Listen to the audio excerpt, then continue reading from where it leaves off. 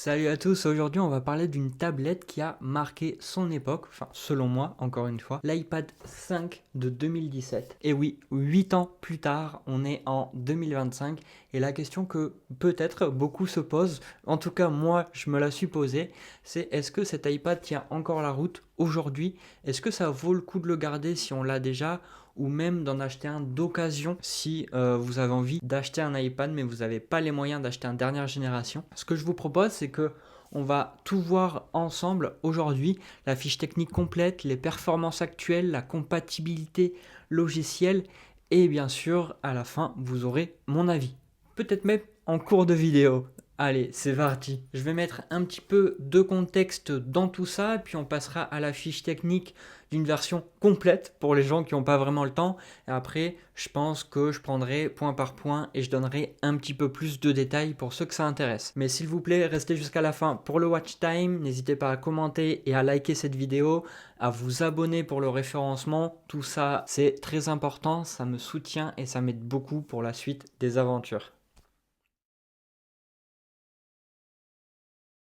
Donc pour mettre un petit peu de contexte, cet iPad il est sorti en mars 2017. À l'époque, il succédait à l'iPad Air 2, mais c'était surtout un modèle d'entrée de gamme plus abordable, destiné vraiment au grand public.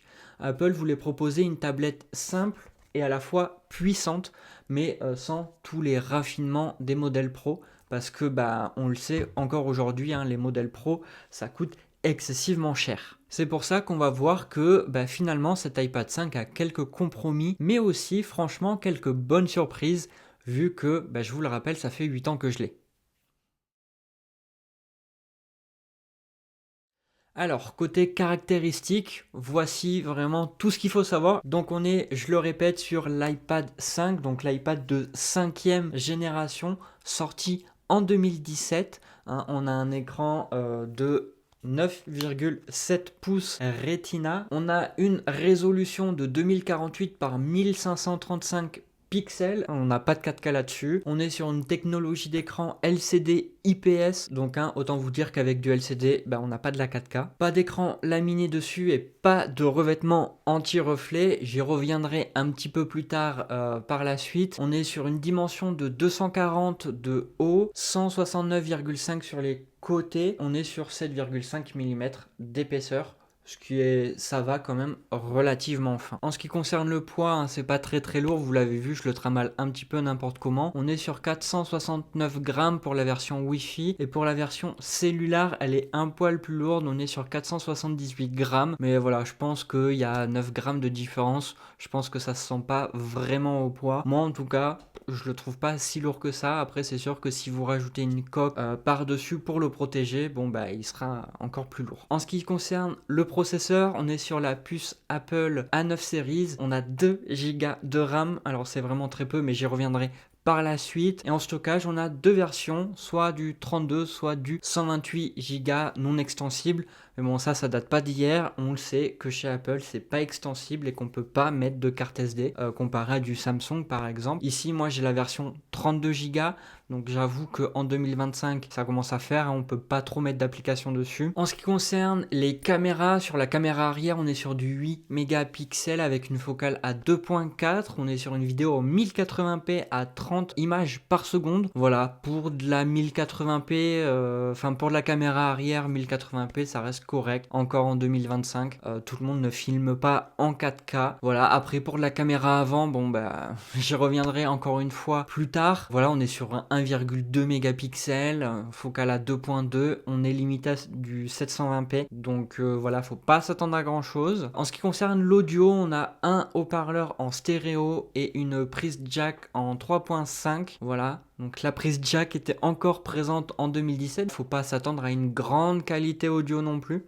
Pour ce qui est de la connectique, c'est du Lightning, ça on le sait, il n'y a pas de surprise. Le Wi-Fi, on est limité à du Wi-Fi 5, du Bluetooth 4.2 et bien sûr on a évidemment le Touch ID qui est sur le bouton ici en bas pour déverrouiller l'iPad. Donc c'est encore le Touch ID de première génération. En ce qui concerne la batterie, on a une bonne batterie, c'est-à-dire qu'on a à peu près 8800 600 mAh, une autonomie annoncée de 10 heures en lecture vidéo, mais j'y reviendrai un petit peu plus après. Pour le système d'exploitation qui était disponible à la sortie, je crois que de mémoire c'était iPadOS 10 en 2017. Sachez qu'on est sur iPadOS 16 maintenant, donc il y a eu quand même une grande avancée jusqu'en 2025, mais voilà, c'est le dernier, c'est fini, hein. Cet iPad, vous n'aurez pas iPadOS 17 et tous les autres, même iPadOS 26, etc. Vous ne l'aurez pas, c'est certain.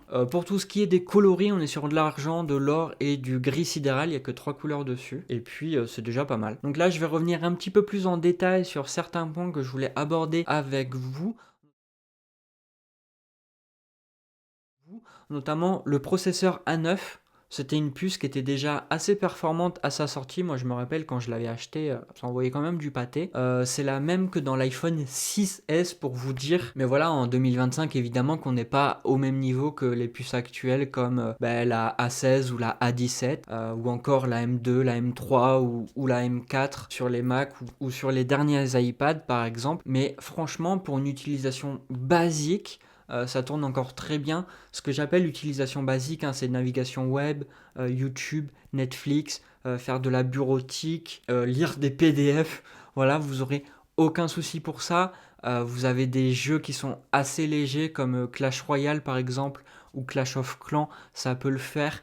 Vous pouvez peut-être tenter du Genshin Impact mais en très très faible qualité, c'est-à-dire avec tous les graphismes au minimum, et encore là je suis même pas sûr que ça puisse tourner. Je pense que vous allez avoir encore des petits ralentissements, mais pourquoi pas après. Par contre vraiment tout ce qui demande beaucoup de RAM, donc le multitâche, le montage vidéo, voilà, toutes ces choses là en fait c'est clairement limité, voire même à éviter, parce que le processeur il est pas assez puissant, puis la RAM j'en parle même pas. Vraiment le gros point faible, si je devais en dire un aujourd'hui, ça serait la RAM, les 2 Go de RAM qui font que certaines apps elles vont même pas se lancer, ou ça va mettre énormément de temps à se lancer. Le montage vidéo j'en parle même pas. Enfin,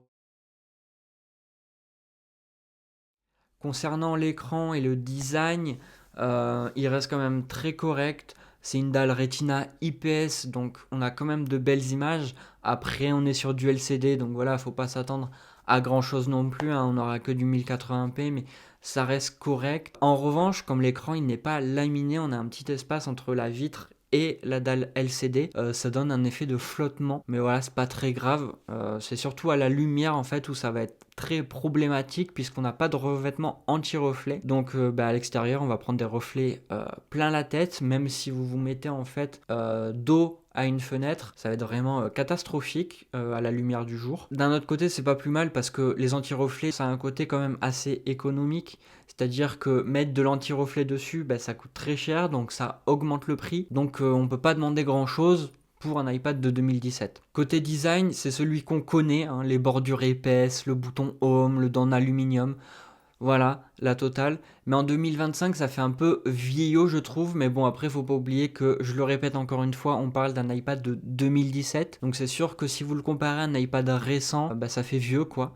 Mais ça reste quand même très solide. Et moi, je trouve que ça reste plaisant à utiliser. Voilà, clairement, hein. Je le verrouille, je le machin. Je le trouve pas vraiment très épais. Donc pour regarder des petites vidéos YouTube ou quoi que ce soit le soir, franchement, je trouve que ça fait le taf.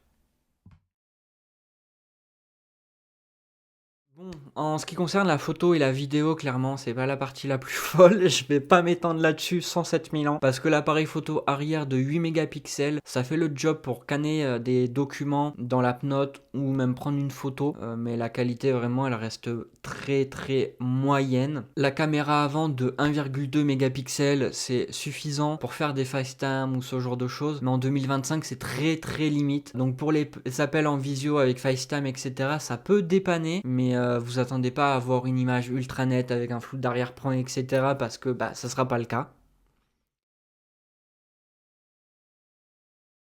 Voilà, en ce qui concerne l'autonomie, je reviens dessus, mais pour moi, ça reste quand même l'un des points forts, surtout si vous mettez une batterie neuve à l'intérieur. Parce que même après toutes ces années, bah, la batterie, elle tient encore le coup. Donc ça, c'est vraiment cool. On a beau critiquer Apple, mais ils font quand même des produits assez bien, avec une bonne batterie, surtout sur cet iPad-là, je trouve.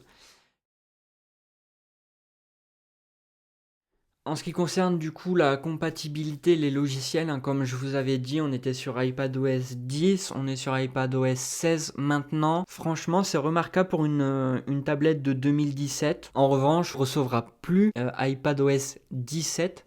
Donc bah, ça rentre dans sa phase finale de support. Ça veut dire que certaines applications bah, risquent de ne plus être compatibles bah, d'ici 1 an ou 2.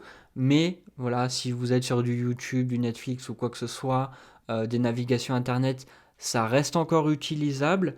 Après, faites vraiment attention aux mises à jour de sécurité parce qu'il n'y en aura plus non plus. Stockez pas trop d'informations perso dessus. Voilà, c'est juste un conseil. Sinon, bah, va falloir changer d'iPad. Sur les prix du marché de l'occasion, en 2025, voilà, on peut trouver cet iPad d'occasion entre 70 et 120 euros. Donc c'est pour vous dire que ça vaut plus rien du tout en fait. Mais ça va être selon l'état et la capacité. Donc soit vous prenez du 32 Go, vous êtes plus sur du 70-80 euros. Si vous prenez du 128 Go, vraiment on va être sur 110, 120, peut-être 130 euros. Allez, mais vraiment ça casse pas trop pattes à un canard. Après, tout dépend de l'utilisation que vous allez en avoir. Mais voilà, ça va rester une tablette très correcte pour un usage familial, étudiant ou faire juste du multimédia. Et bien sûr, étudiant, je m'entends parler aussi, hein. Mais vraiment, si vous cherchez à faire du dessin, par exemple, il n'y a pas de compatibilité avec Apple Pencil. C'est une tablette qui est assez lente au niveau de la RAM et du processeur, donc ça va pas être terrible. Si vous voulez faire du multitâche avancé ou ce genre de choses, des gros jeux vidéo ou quoi, je vous conseille plutôt de partir sur un iPad Air avec les puces silicone. Donc là, on va t'appeler plutôt sur du 500-600 euros, peut-être du 800 avec les puces M3. Voilà, donc c'est quand même un plus gros budget, mais après c'est des iPads que vous garderez bah, bien plus longtemps aussi, donc d'un autre côté ça se vaut. Donc pour la conclusion en 2025, hein, l'iPad 5 de 5e génération de 2017, ça reste vraiment une tablette très honnête sur le rapport qualité-prix, hein, mais pour des usages très simples en fait. Si vous la trouvez à bon prix, ou si vous en avez une et que vous n'avez pas trop les moyens de vous prendre une nouvelle tablette, en fait, bah moi je vous conseille de la garder et d'attendre que les tablettes baissent encore, parce que des iPad Air avec une puce M2, bah, ça coûte encore un peu cher, mais d'ici peut-être 1 an, ça va baisser encore et vous pouvez facile garder cette tablette encore 1 an. Donc pour les étudiants, les enfants ou bah, une tablette d'appoint, en fait, c'est vraiment parfait. Après, étudiant, je pèse mes mots aussi, hein, ça dépend vraiment quelles études vous faites. Donc après, bah, il faut faire du cas par cas, malheureusement, hein. Par contre, si vous cherchez quelque chose vraiment pour bosser, mais sérieusement, comme du dessin, je vous l'ai dit, ou vraiment, si vous voulez jouer à fond, avoir des gros jeux, etc., bah, visez plutôt une tablette avec les puces Apple Silicon, donc les puces M.